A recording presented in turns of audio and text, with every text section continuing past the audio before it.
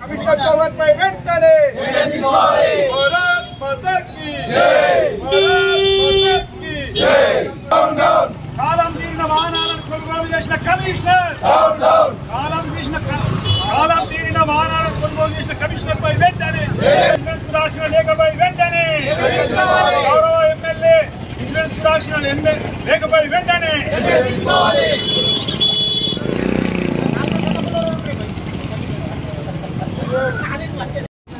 ఆర్మూర్ అవినీతి అక్రమాలపై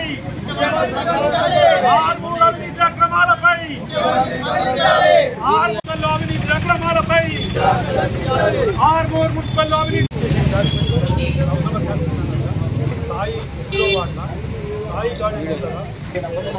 రిజిస్ట్రేషన్ అయిపోయింది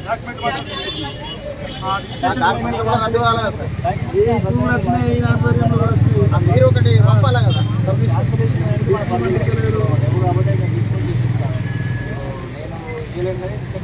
క్యాన్సల్ చేశారు ఒక నంబర్ కూడా లేదు జవాన్ సార్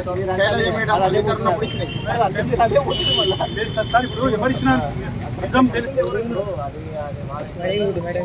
మీరు అనే దాని వల్ల ఏంటంటే ఉన్నదంటే నాకు వస్తుంది తెలియదు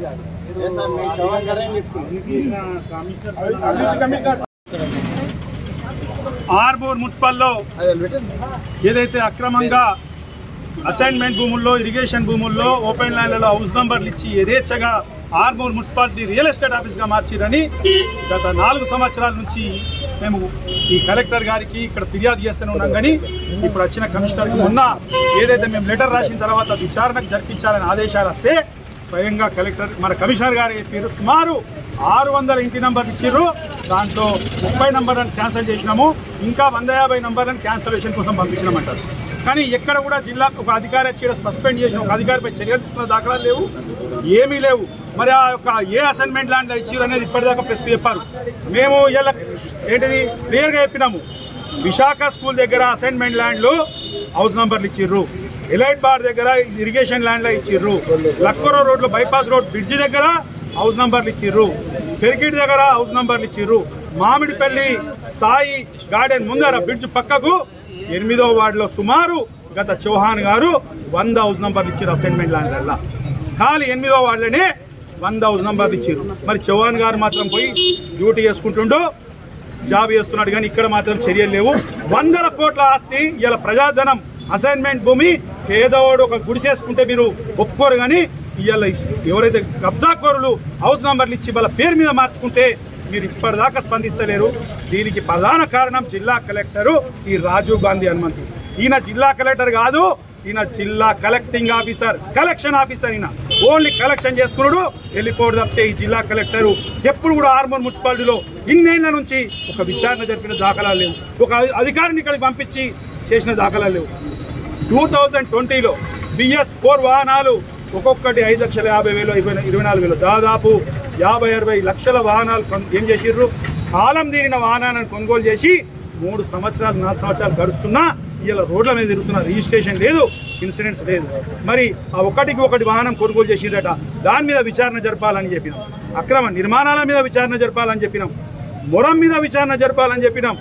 అన్ని కూడా గౌరవ ఎమ్మెల్యే పైడి రాకేష్ రెడ్డి గారు స్వయంగా విజిలెన్స్ విచారణ జరపాలని ముఖ్యమంత్రి గారికి, ప్రిన్సిపల్ సెక్రటరీ గారికి, CDMAకు లేఖ రాసినా ఇవాళ 15-20 రోజులు గడుస్తున్నా ఎక్కడ కూడా ఈ అధికారులు ఇది చేస్తలేరు. దీనికి కారణం గతంలో TRS ప్రభుత్వంలో అవినీతి జరిగితే ఈ యొక్క బోధనకు చెందిన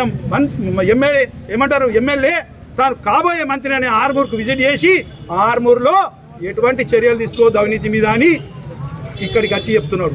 మరి ఇన్ని అవినీతి అక్రమాల మీద నీ తోటి శాసనసభ్యుడు పైడి రాకేష్ రెడ్డి గారు లెటర్ రాసిర్రు, దాని మీద మీరు విచారణ జరపరా అని సందర్భంగా సుదర్శన్ రెడ్డిని ప్రశ్నిస్తున్నాం. తక్షణం జిల్లా కలెక్టర్ను సస్పెండ్ చేసి విచారణ జరపాలా. ఆర్మూర్లో 600 కాదు 700 పైగా హౌస్ నంబర్లు కేవలము ఇరిగేషన్ అసైన్మెంట్ ల్యాండ్లను ఇచ్చారు కాబట్టి ఆర్డీఓకు జిల్లా కలెక్టర్కి ఇచ్చే అసైన్మెంట్ భూములను కంచవేసి అసైన్మెంట్ భూములను కూడా గుర్తించే విధంగా చర్యలు తీసుకోవాలని సందర్భంగా భారతీయ జనతా పార్టీ డిమాండ్ చేస్తున్నది. ఇవాళ తూతూ మంత్రంగా ఇదేదో జరిగిపోతున్నది అనుకుంటే మాత్రం కాంగ్రెస్ ప్రభుత్వం కూడా దీనికి మా హయాంలో జరగలేదు అనుకుంటున్నచ్చు. ఇప్పుడు సమయం మీరచ్చి కూడా 8 నెలలుగా వస్తున్నది. మీరు కూడా ఈ అవినీతి అక్రమాల్లో భాగం చేసుకున్నట్టే అని భావించాల్సి వస్తుంది. కాబట్టి ఇప్పటికైనా ఏదైతే జిల్లాకు చెందిన మంత్రి ఉన్నాడో జూపల్లి కృష్ణారావు గారు, మీరు సీనియర్ మంత్రి, మరి మీరు కూడా ఏదన్నా ఇక్కడ చర్యకు ఉపక్రమిస్తారా? మీ తోటి శాసనసభ్యుడు రాసిన లేఖకు ఏమన్నా మీరు స్పందిస్తారా? లేకుంటే మీరు కూడా గతంలో ఏదైతే దొరల పాలన జరిగినట్టు మీరు ఒక దొర లెక్క వ్యవహరిస్తారా అని సందర్భంగా భారతీయ జనతా పార్టీ మీకు ప్రశ్నిస్తున్నది.